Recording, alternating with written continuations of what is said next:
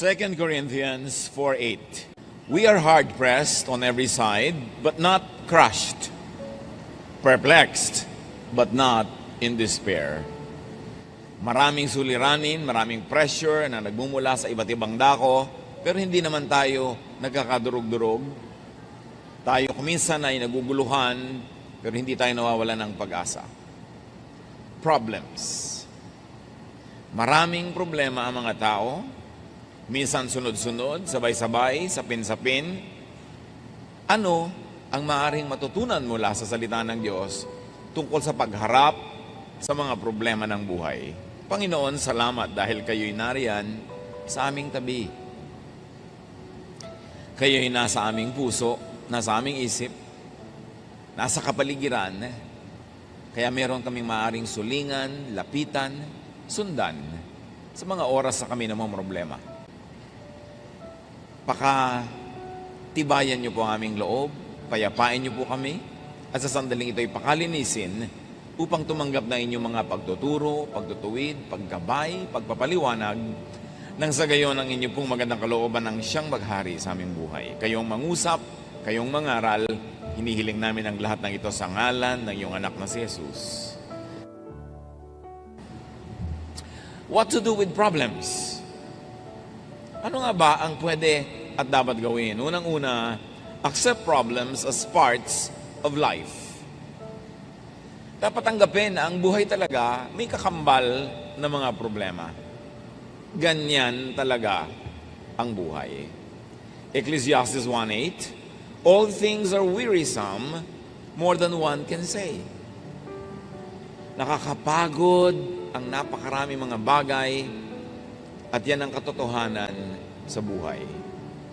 But it's very important to look up to Jesus. John 16:33, in this world you will have trouble, sabi ni Jesus, but take heart, cheer up, I have overcome the world. Huwag kayong magtaka kung kayo'y datnan ng mga problema, pero pasiglahin nyo ang inyong mga sarili, palakasin nyo yung mga loob, kasi napagtagumpayan ko na, sabi ni Jesus, ang sandaigdigan at ang lahat ng mga suliranin, kadiliman, kapangitan, at mga kasakitan ng daigdig. Pag may problema, dapat ang sagot natin, naturally. Mas hindi natural na walang problema. Dahil yun talaga ang naging kakambal ng buhay, lalo na ang tao ay nawalay sa Diyos. But do not worry. Pag may problema, huwag atupagin ang mag-alala. Kasi walang nakakalutas ng suliranin sa pag-aalala. By worrying, you don't change a thing, you can only make things worse. Luke 21:14, make up your mind not to worry. Magpasya kayo na huwag maging balisa. Huwag mag-alala. It's a decision. It's a choice. As you can see, sabi, make up your mind. It's imperative. Isang utos, ibig sabihin, doable. Pwedeng gawin. Worrying is a habit. Yung mga lagi nag-aalala, lagi namang problema, lagi nag-iisip, kostumbre yan nakaugalian, nakasanayan. And anything that is learned can be unlearned. Pag nasanay tayo, natutong mag-alala, pwede rin tayong magsanay sa kabaligtaran nun na huwag mag-alala. Sasabihin niyo ba, alam nga namang hindi ako mag-alala. O, ano naman na pala nyo, kaaalala, kaiisip, meron bang nangyari? Nasolve ba? Philippians 4:6, don't worry about anything. But pray. Pray about everything. With thankful hearts, offer up your prayers and requests to God. Pag may pinoproblema, pag may suliranin, pag may challenge sa buhay, don't worry, sabi ng Philippians. Why worry when you can pray? Imbes sayangin mo at ubusin ang iyong lakas sa pag-aalala, pagkabalisa, pamamroblema, manalangin ka. Yun, may mapapala ka doon. Sabi, pray about everything. At manalangin mula sa isang mapagpasalamat na puso. Kahit may problema ka, magpasalamat sa mga dapat ipagpasalamat.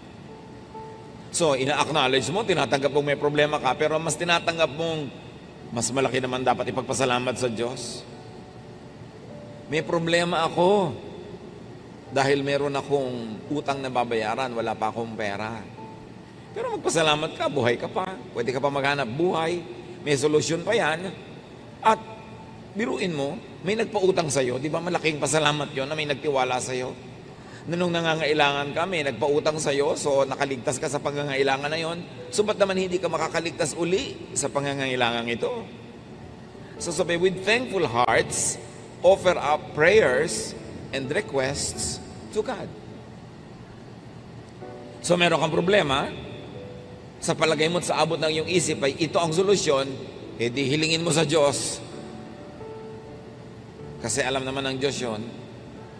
Kaya sabi niya, sa halip na kayo mag-alala, manalangin kayo. Dalhin niyo sa Diyos ang inyong mga pangangailangan nang may kalakip na pasalamat, hindi reklamo.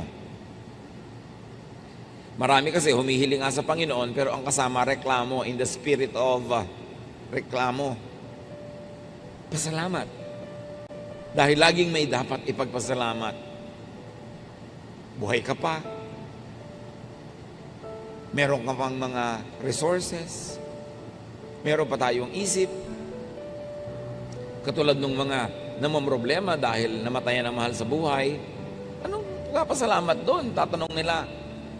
Well, ipagpasalamat mo na nakahiram ka ng mahal sa buhay. Pinahiram ka ng Diyos ng anak, ng asawa, ng kapatid, kaibigan, ng partner. At ngayong binawi na, huwag kang magreklamo sa Diyos. Magpasalamat ka at pinahiram ka. At mag-request ka ngayon na aliwin ka, pagalingin ang sugat ng iyong puso, turuan kang makapagpahinga sa kalungkutan. Yun ang hilingin mo. Pero, laging magpasalamat. Nadapa ka ngayon. Anong ipagpapasalamat mo? Kahapon, hindi ka nadapa. Last week, hindi ka nadapa. Ngayon lang. Kinakalimutan natin kasi yung mga blessing. Kaya nagiging napaka-negative ng paningin natin sa buhay. Pray. Then concerning what you can do, do. Concerning what you cannot do, leave it up to God.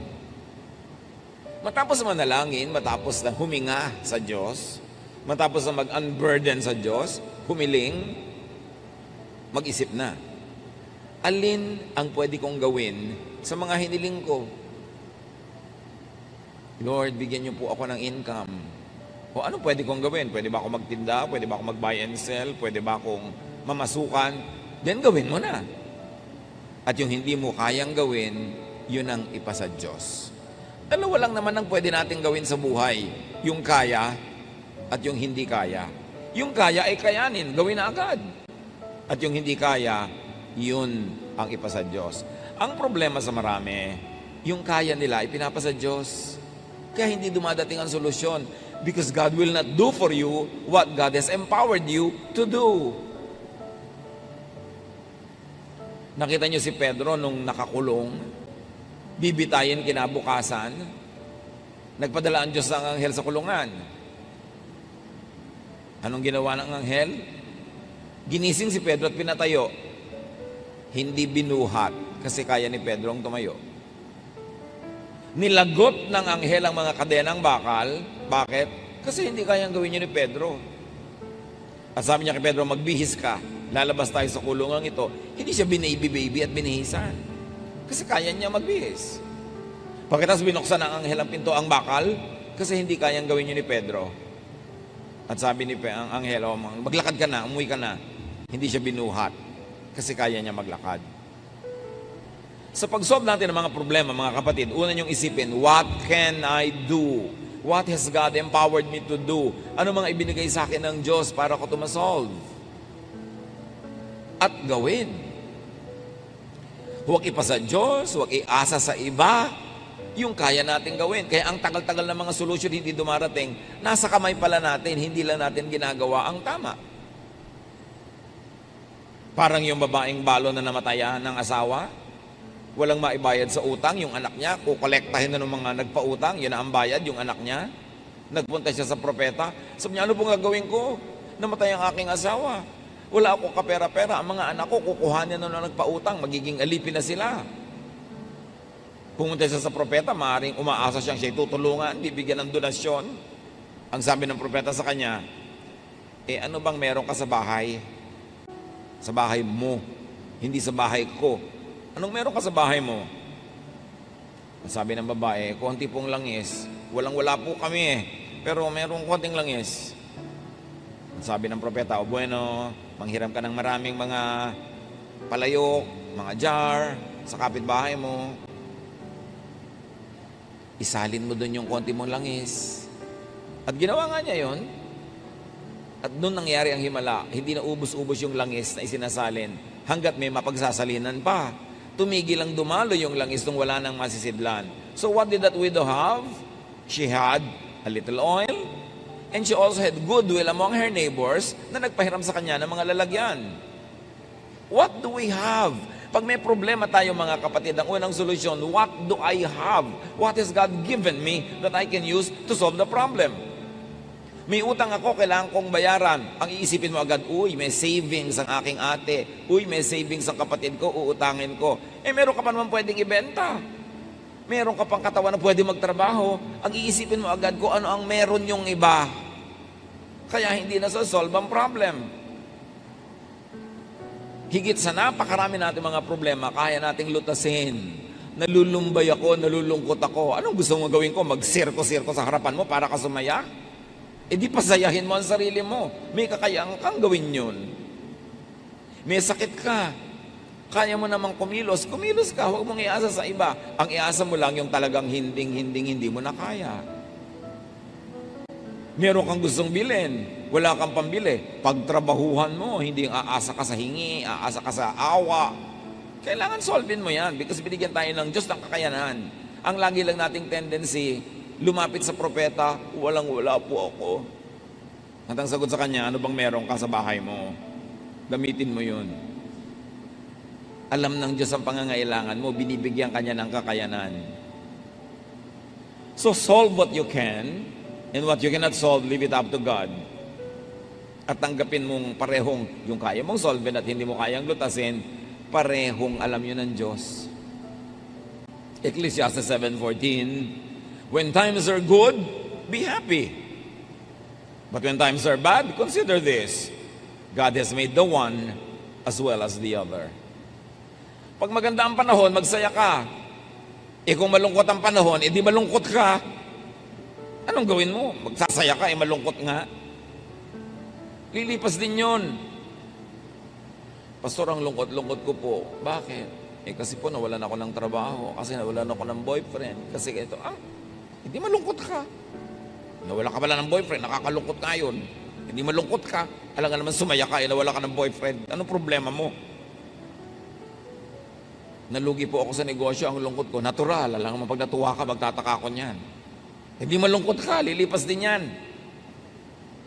Pagsasawaan ka din yan ng lungkot. Wala namang lungkot na nanatili forever, lalo't itinataboy mo. Ngayon, kung inaalagaan mo, bine-baby-baby mo yung lungkot, magpapatugtog ka ng malungkot na tugtog, titingin ka sa mga litratong nakakalungkot, talagang lulungkot ka lalo. Kailangan, gumawa ka ng paraan para huwag ka malungkot.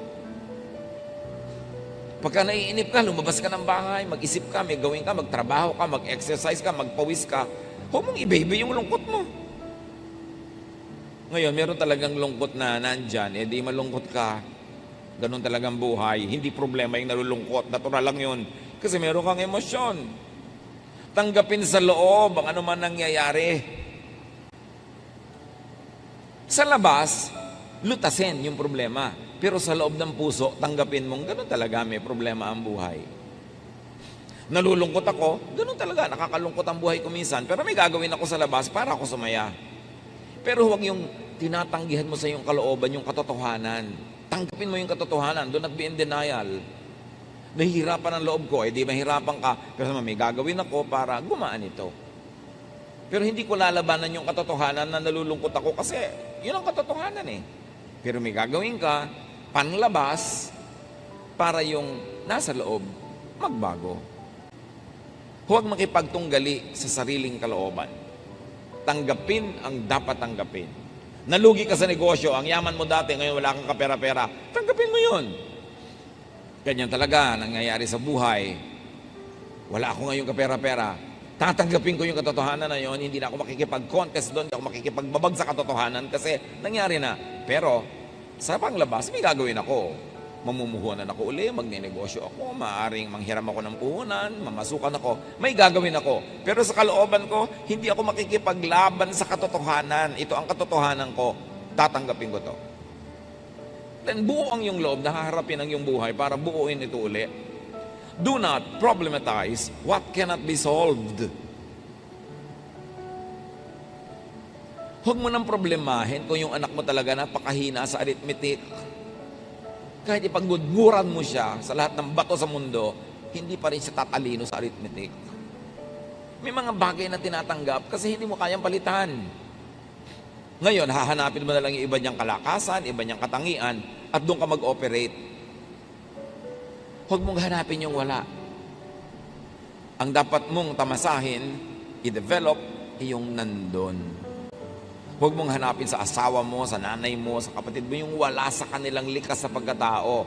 Ang hanapin mo, yung nandun talaga, ipagdiwang mo yon para ka mag- Wala na po yatang solusyon, itong ugali ng anak ko, itong ugali ng asawa ko. Wala palang solusyon, hindi problema. Tanggapin mo para tumahimik ang iyong kalooban. Ecclesiastes 1:15, what is crooked cannot be straightened. What is lacking cannot be counted. Ang talagang liko, hindi maitutuwid. Nilikha talaga yun, sinadyang liko. Huwag mo nang tuwirin. Yung pag tinuwid mo yun, doon mali. Kasi liko talaga yun. At yung wala, huwag mong hanapin. Yung wala, wala. Lalong-lalo yung mag-asawa na ini-expect mo, pupunta sa event, nakita mo, husband lang o wife lang, hinahanap mo pa, nasaan ang wife mo? Nasaan ang husband mo? Gusto mo sabihin, nag-away kami kanina, hindi ko kasama ngayon. Gusto mo pang marinig yun. Huwag ka naghahanap ng wala. Lalo sa mag-asawa. Pag wala yung isa, alam mo na, either talagang may ginawa o nag-away sila. Gusto mo pang uriratin. Bakit wala? Huwag nyo nang hinahanap ang wala. Why struggle? Why stress yourself? Do not problematize a non-problem. Just accept it and live with it. Kahit sa anatomy ng katawan ng tao, meron ka talaga hindi kayang baguhin eh. Tanggapin mo. Ipagdiwang mo. Ang lapad-lapad-lapad po ng noo ko. Paano naman natin pakikitirin ang noo mo? Magbabawas tayo ng bungo mo. Patungan mo ng plato. Lagyan mo ng florera, lagyan mo ng drawing, gawin mo, celebrate it instead of worry about it. Pero mo ang lapad ng noo mo. Pwede ng reflector yan pagka may madilim. So, bakit mo pinaproblema yun? Hindi mo naman kayang palitan. Matthew 6:27, can any one of you, by worrying, add a single hour to your life?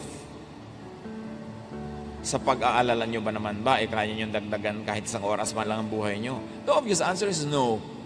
And the obvious lesson is, so why worry?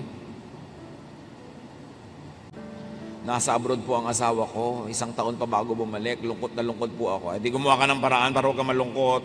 Kasi hindi pa naman talaga babalik yun hanggang hindi bakasyon. O pauwiin mo na lang, ay naku, paano naman po ang remittance? Yun pala, huwag ka malungkot dyan. May remittance ka naman pala eh. Gumawa ka ng paraan. Huwag yung gusto mo ng may remittance, gusto mo pa nandiyan pa siya at hindi ka pa nalulungkot. You cannot have your cake and eat it too. Maraming lungkot natin, self-made, self-manufactured. Tanggapin mo. Nagpasya kayo na mag-a-abroad siya ng ilang taon, tanggapin mo na ganun yun at magpakatino ka sa buhay, magpakatino siya sa buhay para sa oras ng pagbabalik niya, nandiyan ka pa. O babalik pa siya. Ayusin. Ecclesiastes 8:17, no one can comprehend what goes on under the sun. Despite all their efforts to search it out, no one can discover its meaning. Even if the wise claim they know, they really cannot comprehend it. So sabi nga ng mga kabataan ngayon, do not overthink. Do not always seek rhyme or reason for what happens. Hindi lahat may dahilan, hindi lahat may sense. Meron pang isa, naku, nagkasala po kami ng boyfriend ko. Namatay po yung tatay niya. Dahil po kaya nag-commit kami ng kasalanan ng boyfriend ko. Sabi ko, anong ibig mong sabihin? Gano'n ng Diyos. Nagkasala kayong dalawa, pinatay yung tatay niya. Ano naman klaseng pagtingin mo sa Diyos? Eh di dapat kayo ang pinatay. Di ba? Bakit yung tatay niya? Ba't idinamay ng Diyos? Ano man ang klase mga pananaw yan sa buhay? Namatay siya dahil namatay siya. May ibang dahilan yun. Hindi dahil may kasalanan kayo. At sa lagay, nagkakasala yung kapitbahay, ikaw bigla ang namatay. Marami tayong baluktot na pananaw tungkol sa Diyos. Kasalanan ng mga maling mga pagtuturo at mga pag-aaral. At sabi sa Ecclesiastes 9:11, time and chance happens to all. Sabi, may mga panahon talaga walang rason nangyayari ang mga bagay-bagay, walang dahilan. Swerte-swerte, malas-malas. Yun talagang ibig sabihin ng Ecclesiastes 9:11, ha? Huwag kayong matakot sa word na swerte, malas. Ecclesiastes 9:11, yung ibang version sabi, some really have their portion of bad luck. Yung ginawa ang tama, ginawa lahat ang mabuti, pero hindi pa rin nagtagumpay, time and chance happens to all na yun. Huwag mong sobrang sisihin ang sarili mo, sisihin ang iba, sisihin ang lola mo, sisihin ang mga Kastila, mga Hapon. Talagang nangyayari ang mga bagay-bagay kung minsan na wala namang maisip kang dahilan. Tanggapin mo na lang. Don't overthink. Then do what you can. 1 Samuel 10:7, do what must be done. May kailangan kang kausapin, kausapin mo. May kailangan kang pakiusapan, pakiusapan mo. May kailangan kang singilin, singilin mo. Do what you can. At napaka-importante, do for yourself what the occasion requires. It's the same verse, said in another version. 2 Timothy 1:7, for the Spirit of God gave us. For the Spirit God gave us does not make us timid, but gives us power. Ang ibinibigay daw sa ating Espiritu ng Diyos ay yung hindi nagiging mahiyain ka, dungo, kimi. Ang Espiritu ang ibinibigay ng Diyos ay nagbibigay sa inyo ng kapangyarihan. Kapangyarihan magsalita, kumilos, gumawa, makipag-negotiate para masolve ang yung mga problema at magawa ang mga dapat gawin. Yung nahihiya ako, hindi yan galing sa Diyos. Yung mahiyain, kimi, hindi yan gift ng Diyos. Because it will limit you. Ang Espiritong ibinibigay ng Diyos ay nagpapalakas ang loob. Espiritong nagpapatapang. Hindi para gumawa ng mali, kundi para gumawa ng tama. Para itama ang dapat itama. And then for what you cannot do, seek and get help to solve the problem or to remove or nullify the problem. Merong dalawang tao, parehong may problema. Yung isang widow, babaeng balo, nakademanda siya at ipapatalo siya ng judge dahil yung judge nabibili. So ang problema ng widow, paano ako mananalo sa case na dapat ko naman talaga ipanalo? So binigyan niya ng problema yung judge. Kinulit niya ng kinulit ng kinulit. Sa problema ng judge, pinapanalo na siya. So parehong na-solve ang problema nilang dalawa. Pero meron kang dapat gawin. Kung kimi-kimi ka, widow-widow ka, matatalo ka sa kaso. Luke 18:3-5. There was a widow in the town who kept coming to him with the plea. Kwento to ni Jesus. Grant me justice against my adversary. For some time, he refused. But finally, he said to himself, even though I don't fear God or care what people think, Yet because this widow keeps bothering me, I will see that she gets justice so that she won't eventually come and attack me. So pareho may problema. Yung nakademanda, problema niya, dapat siyang manalo. So binigyan niya ng problema yung judge, kinulit niya ng kinulit, hanggang para wag na lang siyang mainis. Pinapanalo na niya dahil dapat naman talaga manalo. Solve ang problem. So, may napapala yung mga nagsisikap talaga, may ginagawa.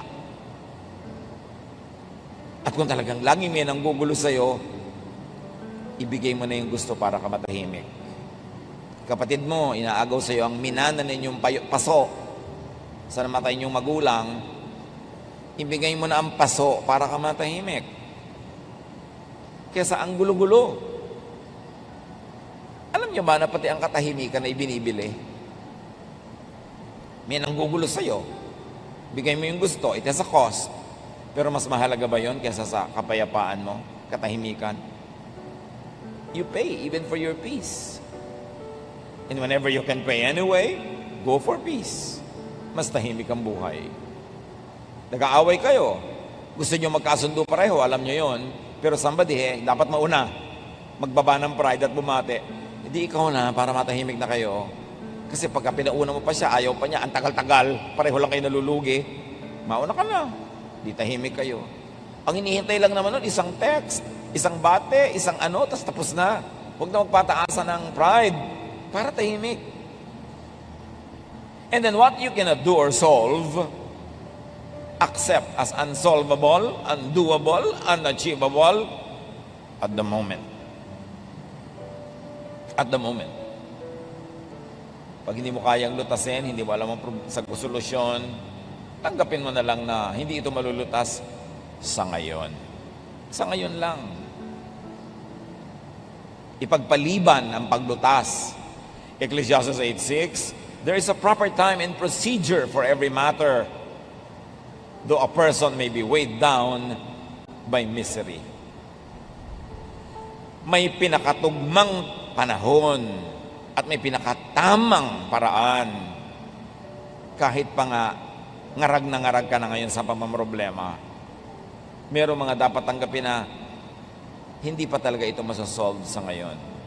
At pagka ganon, freeze problems that cannot be solved at the moment. Parang ulam na hindi mo pa pwedeng lutuin ngayon, lagay mo sa freezer. Ganon din ang mga problemang hindi mo pa kayang lutasin ngayon, wala pang malinaw na solusyon, ilagay mo sa freezer and attend to them at the right time. Kailan po ang right time? Malalaman mo, mararamdaman mo pag right time na pwedeng solven. Pero kung nararamdaman mo ngayon na wala pang solusyon, mas mainam na huwag mong galawin. Kasi hindi mo alam. Parang yung mga archaeologists, pag naguhukay sila sa lupa ng mga iba't ibang uri ng kayamanang pangkulturang artifacts, may mga pagka nahanginan nasisira, mayroong pagka na-expose na biglang nabubulok, ang tagal-tagal hindi nabubulok nung nasa ilalim ng dagat o nasa ilalim ng lupa. So kumukuha lang sila ng konti, tapos iiwan nila yung maraming bagay, tatabunan nila uli. Bakit? Kasi hindi pa nila kayang solve it ngayon yung preservation issues, hindi pa nila kayang lutasin yung mga tanong tungkol sa mga bagay na yon, saka na. May mga ganon din. Kahit problema ng mag-asawa, pinipilit mo, ngayon na, sabihin mo na sa akin, may tama pa rin panahon. Pag premature, na pag-usapan agad, hindi kayo handa pareho, lalo lang nakakasira. Ecclesiastes 3:1 and 11, there is a time for everything and a season for every activity under the heavens. God has made everything beautiful in its time. May panahon ang lahat ng bagay. Huwag madaliin, huwag ding huli, dapat tamang panahon. Parang kawayan, ang mga kawayan, alam ng matatanda nung araw, dapat tinataga sa panahon. Hina-harvest sa bare months. September, October, November, December. Pag doon mo pinutol yung kawayan, hindi siya bubukbukin. Or baligtad, huwag kang harvest sa bare months. Basta isa sa dalawa, i-google nyo na lang. Pero ang mahalaga, May tamang panahon. Pati pagputol ng kawayan, may tamang panahon kung kailan mo papagalitan yung dapat pagalitan, sitahin yung dapat sitahin. May tamang panahon para ituwid ang isang maling bagay, may tamang panahon. Hindi lahat ng tamang gawin, kahit anong oras, ay tamang gawin yon. May panahon pa rin. Kaya mahalaga, pag mainit ang ulo mo, galit na galit ka, huwag ka muna kumibo. Dahil definitely, hindi yun tamang panahon. Bakit? Aandar yung init ng ulo mo.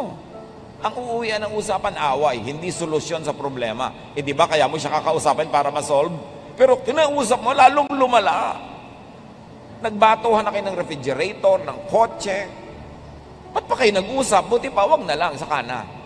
May tamang panahon. Pag mainit ang ulo mo, pag galit ka, pag gutom ka, hindi yun tamang panahon. Importante. God has made everything beautiful in its time. Kahit bata, gusto mong ipanganak na, 2 months pa lang, abortion ang tawag doon. Dapat 9 months. Ngayon, 13 months na, sobra na yun. Paglabas, may bigote na. Dapat, tamang panahon. Lahat ng bagay. Kaya kahit may gusto kang kausapin, good ba ang timing ko? Tama ba ang panahon? Kasi pag nagtapat-tapat ang mga bituin, ang mga puno, ang mga ilog, sa tamang panahon, madali ang mga bagay. Kaya alam mo, pagka mali ang panahon, hirap na hirap ka. Kahit magne-negosyo ka, laging hirap na hirap ka, baka hindi ito ang tamang panahon para magnegosyo ako ng ganitong bagay. Kasi pag tama yung panahon, maluwag, madali. Be still when you don't know what to do. Let God move. Psalm 46:10. Be still and know that I am God. Pag lagi kang may ginagawa, lagi kang busy, lagi kang maingay, hindi mo nadidinig ang Diyos.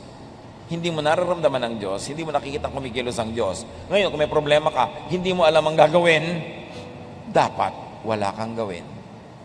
Ha? Wala po akong gagawin? Hindi mo nga alam ang gagawin. So pag may ginawa ka, mali ang magagawa mo kasi hindi mo alam ang gagawin. Pagka, pastor, hindi ko po alam ang gagawin ko. Ano pong gagawin ko? Ulitin mo sinabi mo, hindi ko po alam ang gagawin ko. Ano pong gagawin ko? Hindi mo pala alam, di wala kang gagawin. Manahimik ka. There are problems that get solved by themselves over time. Parang sugat. Hayaan mo lang yan, gagaling yung mag-isa. Huwag mong kutkutin every day. There are problems that get solved by not solving them, by not interfering with them. Andar yan mag-isa, hahanap yan ng solution. There are problems that get solved with the passing of time. Panahon lang pala ang makakalutas dyan. Hindi pakikialam natin, panahon. And there are problems that get solved with the rearrangement of the universe. Okay, inaasma ka lagi, pero buwan kasi ng mga pollen. Pagka pala hindi na buwan ng mga pollen na lumilipad sa hangin, mawawala na yung asma mo. Nasosolve sa paglipas ng panahon. And there are problems that get worse pag pinakialaman mo sa maling timing. Tandaan niyo mga kapatid, pag walang magandang option, pag walang katanggap-tanggap na choice na gawin, be still. Don't do anything. It is the best. Siyempre, dapat kang makiramdam kasi baka naman dapat may gawin ka na, wala ka pang ginagawa. At kung kailan wala kang dapat gawin, doon ka may ginagawa. Mali ng mali. Dapat ang tao nakikiramdam. Be discerning. Be spirit-led. And if you are not gifted with great discernment, magpapayo kayo, humingi ng tulong sa mga taong gifted with discernment. Kakausapin ko ang anak ko tungkol sa boyfriend niya na ayaw ko. Pero tama ba ang timing? Tanungin mo yung kapatid mo, yung pinsan mo, okay bang kausapin ko yung anak ko? Anong tingin nyo? Get some opinion of people who are godly, whose decisions have been proven by time to be correct. And do not over-focus on the problem. Kahit may problema ka, dapat tuloy ang buhay. Uy, may kasalan ng pinsan natin. May problema ako eh. Masasolve mo ba by not attending? Hindi. Halika na, umattend na tayo. Tuloy ang buhay. Ilagay mo yung problema mo sa isang kahon. Balikan mo na lang mamaya. Pero dapat, tuloy ang buhay mo. Get and live a life in spite of the problem. Pag bawat problema, titigil kayong mabuhay, naubos na ang inyong deadline ng life on earth, wala pa nangyari sa inyo. Kasi everyday, titigil kayong mabuhay, basta may problem. So tuloy ang buhay, yun lang part na may problem na yun, ang inyong ilagay sa isang sulok, sa isang lugar, hanggang balikan nyo. Make and enjoy breaks from problems. Lalo kung ang dami niyong problema, mga kapatid, umimbento kayo ng kasiyahan, umimbento kayo ng recess, umimbento kayo ng pahinga para makaipon uli ng lakas. And because of distance, we get illumination. Nagkakaroon ng kaliwanagan ng ating isip pag medyo lumalayo-layo tayo sa iritasyon, sa problema. At pagbalik natin doon sa problema na yon, mas malinaw ng ating isip. Ecclesiastes 5:3, a dream comes when there are many cares. Kaya pag lagi kami iniisip, problema, nagkakabangungot ka, marami ka napapaganipan na nakakapagpasakit ng ulo. So do not always rely and believe in dreams. Kasi pag ang tao lagi nag-iisip, talagang mananaginip. Hindi lahat ng panaginip ay galing sa Diyos. Kung minsan, isip ka lang kasi ng isip. Kaya tulog ka na, umaandar pa yung isip mo, doon sa lagi mong iniisip. Hindi naman common at pag natutulog ka nga, nawawalan ka ng control sa brain mo umaandar siya mag-isa. Kaya yung mga laging pinag-iisip mo, habang gising ka, aandar yun. Pag nananaginip ka, hindi lahat yun galing sa Diyos. Isang guni-guni. Bungang isip. Kaya kailangan ng tao, mas may problema tayo, mas gumawa tayo ng paraang sumaya. O sumaya-saya man lang kahit konti.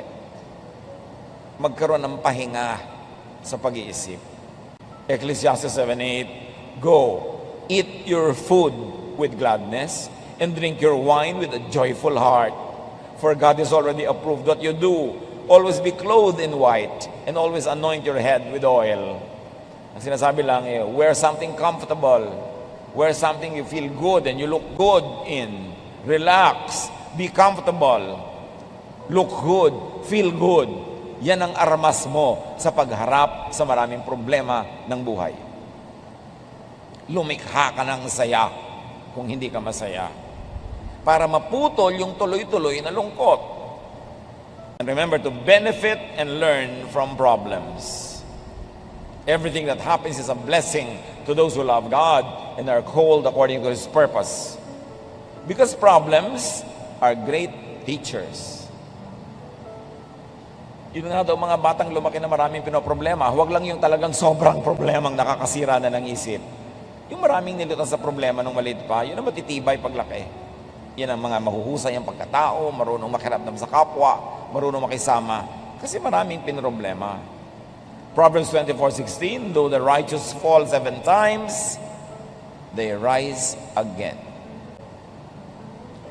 So huwag problemahin na huwag magka-problema. Ang ating problemahin ay how to be righteous.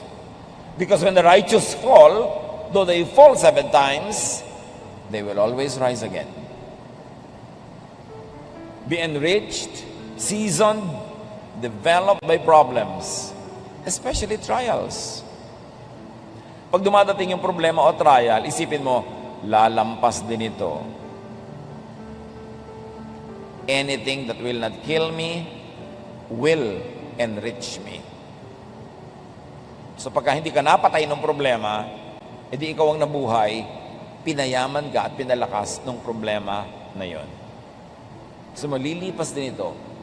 Mga kapatid, pag dumadaan kayo sa sobrang dilim, sobrang bigat, sobrang hirap, sabihin nyo ito, this too will pass. Lilipas din ito. Hindi ito forever. James 1:2-4, my friends, be glad even if you have a lot of trouble. You know that when you learn to endure by having your faith tested, but you must learn to endure everything so that you will be completely mature and not lacking in anything. Sabi, ikatuwa nyo, pag may dumarating na mga hirap at suliranin at pagsubok. Kasi pag napagtagumpayan nyo na yan, you will end up better, richer, wiser person. Anticipate nyo na malalampasan nyo yan. At pagkalampas nyo, better na kayo dapat. Problems can make you better or bitter. Pwedeng maging mapait ang pananaw nyo sa buhay o pwedeng napaganda ang inyong pagkatao. The same heat that melts the wax hardens the clay. So the same problem na nakakagupo sa iba are the same problems that can make you stronger.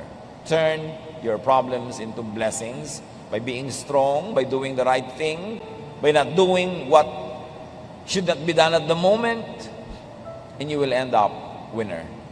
Choose purpose to be better. Pag dumaan kayo sa malaking paghihirap, mapipili nyo naman kung kayo'y magiging better o bitter.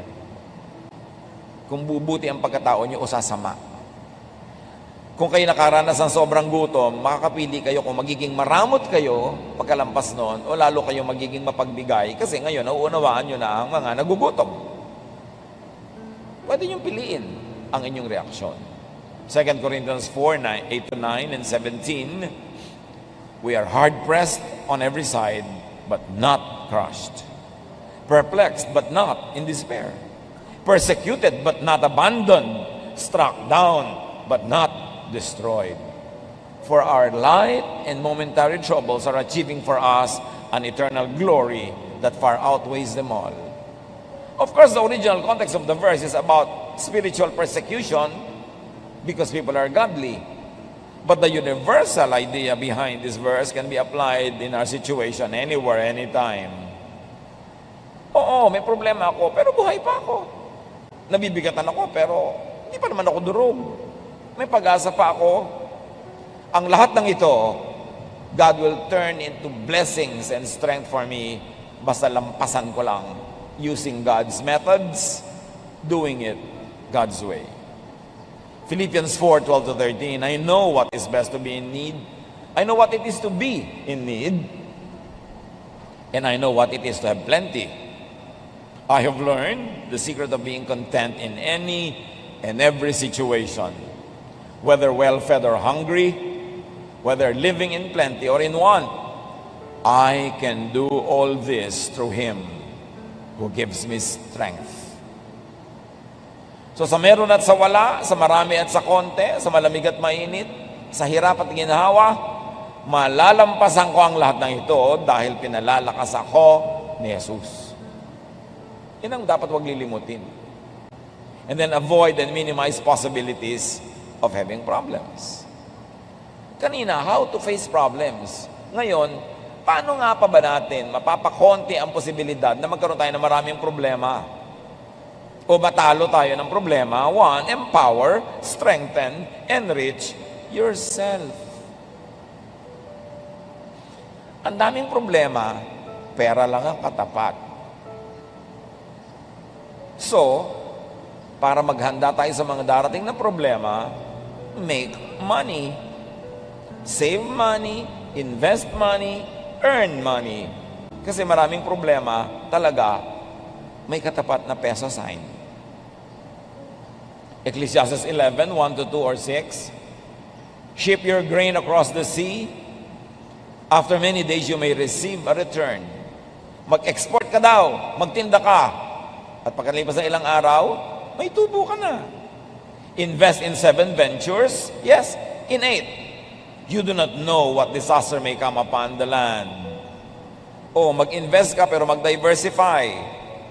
Magtayo ka ng maliit na tindahan, mamuhunan ka, mamasukan ka, ganito, magganon ka. Marami kang gagawin kasi hindi mo alam kung saan ka tutubo at saan ka malulugi. Alin ang magkiklik, alin ang hindi. Do not put all of your eggs in one basket. Kailangan, marami kang pwedeng asahan. Kasi sabi, hindi mo alam kung ano mga darating na mga hirap Pag marami kang paa, mas mahirap ka matumba. Kaya dapat, marami kang haligi, marami kang pinagkukunan. Sow your seed in the morning, magtanim sa umagang-umaga, and at the evening, let your hands not be idle, for you do not know which will succeed, whether this or that, or whether both will do equally well. So sa umaga, habang hindi pa mainit ang araw, magtanim ka na. At pagkatanim mo, mainit na ang araw, nasa bahay ka na, hanggang gabi, mag-hobby ka, mag-wood carving ka, magluto ka, magtinda ka, may gawin ka pa. Huwag mo lang asahan yung itinanim mo ng umaga, tapos matutulog ka na maghapon. Dapat marami kang ginagawa. Sabi ganon, kasi hindi mo alam kung alin sa mga ginagawa mo ang magtatagumpay. May mga anak ka, ininvest mo na lang sa isa, pinabayaan mo na yung lahat. Pero sure ka ba na yung isang yun ang magtatagumpay? Hindi natin alam. Dapat investan mo lahat, mahalin mo lahat. Kumisan ka, yung hindi mo pa inaruga ng bata, yung pa ang mag-aalaga sa'yo, pagtanda mo Hindi mo alam. So maging nice ka to everybody. Hindi mo alam kung sino sa mga tao sa paligid mo ang tutulong sa'yo pag nangailangan. Kaso, tulungan mo sila ng tulungan habang kaya mo. Hindi mo alam kung alin sa itinatanim mong buto ang tutubo. So, damihan mo ang tanim. Para masiguro ka. Kasi sabi nga natin, maraming problema, pera ang katapat. Hindi lahat, pero marami. Make money. Yan ang magandang preparasyon para pagdating ng problema, may lakas ka. Ecclesiastes 7:12, wisdom is a shelter as money is a shelter. Nakakakanlong ka sa karunungan, nakakakanlong ka rin sa pera. Mabuti na yung maraming pera, may karunungan pa, marami kang kanlungan. In Ecclesiastes 10:19, money is the answer for everything. Siyempre, may exaggeration involved, pero ang laki ng truth. Mga pera lang ang katapat niyan. Marami ka ng problema, di ba? At lagi nating sinasabi, mga kapatid, kung ang problema ay may price tag, solvable. Ang mahirap na problema yung walang price tag. Kaya dapat ma-eliminate na yung may price tag. Ma-solve mo na, may paghahanda ka dyan. And very importantly, how do you prepare for troubles in life? Make friends. Make allies. Dapat marami kang kaibigan, marami kang kakampi para pagdating ng problema, may tumutulong sa'yo. Walang paghahanda sa problema, sa kasakitan, sa kinabukasan, yung mga taong nakikipag-away sa kapitbahay, nakikipag-away sa sariling mga kapatid, nakikipag-away sa mga katrabaho, kaaway ang lahat. Dahil darating ang problema, wala kang karamay. Nakakatiyak ka ba na lagi kang malakas?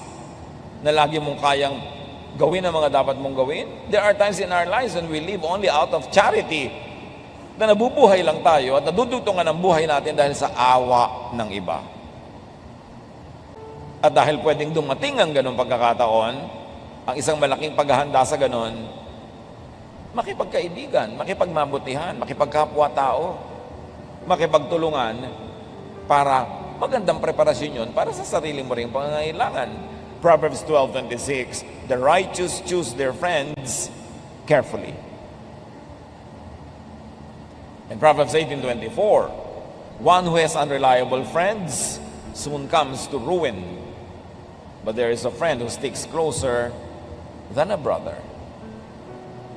Malaking kayamanan ng mga kaibigan na alam mong dadamayan ka. Napakalaking kahangalan na makipag-away kung pwede ka namang makipagkaibigan.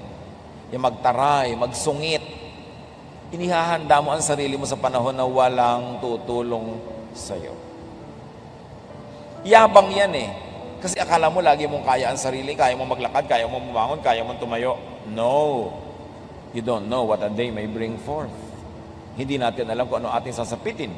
Ecclesiastes 4:9-10, two are better than one, because they have a good return for their labor. If either of them falls down, one can help the other up.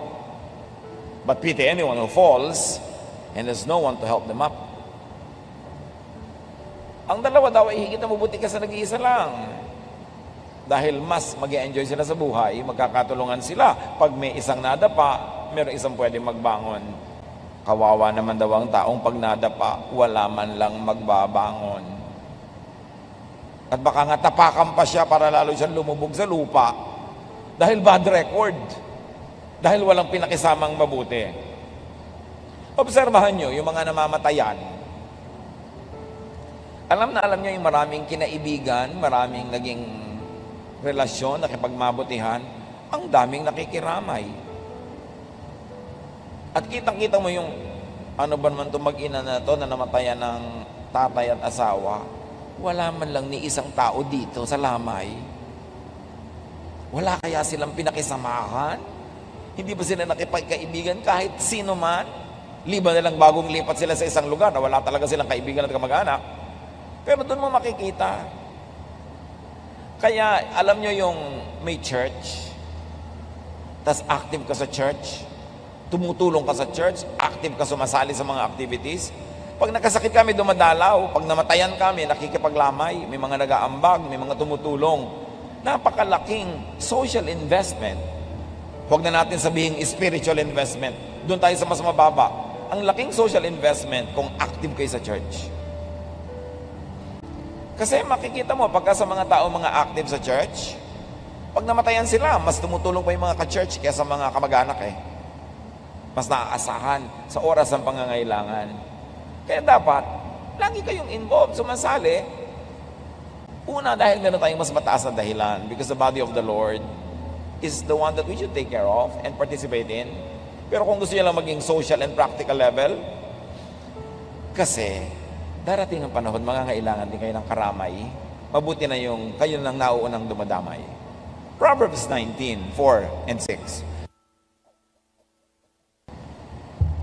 Wealth attracts friends, but even the closest friend of the poor person deserts them. Everyone is the friend of the one who loves gifts. Hindi ito tungkol sa kasamaan ng tao, ha? Tungkol ito sa isang katotohanan na pag kayo mapagbigay, mabait, mapagregalo, mapag-share, marami talaga kayong kaibigan. Kaya kayo mamimili. Will I lose some money to have friends? Or will I gain some money and lose friends? It's a choice. At dahil napakasarap ipakisama ang pera, isa yan sa mga pinakamasasarap ipakisama kung meron ka, magpakain ka, magregalo ka, talaga ang mga tao magiging malapit sa'yo, natural. Alam nga namang palautang ka, palahingi ka, lapitan ka, natural hindi. So, gawin mo na very productive ang iyong buhay para meron kang income for yourself, may sobra para ipamigay mo. Dahil ganun talaga ang friendship. Mas umuunlad, namumulaklak, humahayo, gumaganda ang amoy, humahalimuyak pagka meron kang pakisama. Kaya dapat magkaroon ka ng kabuhayan.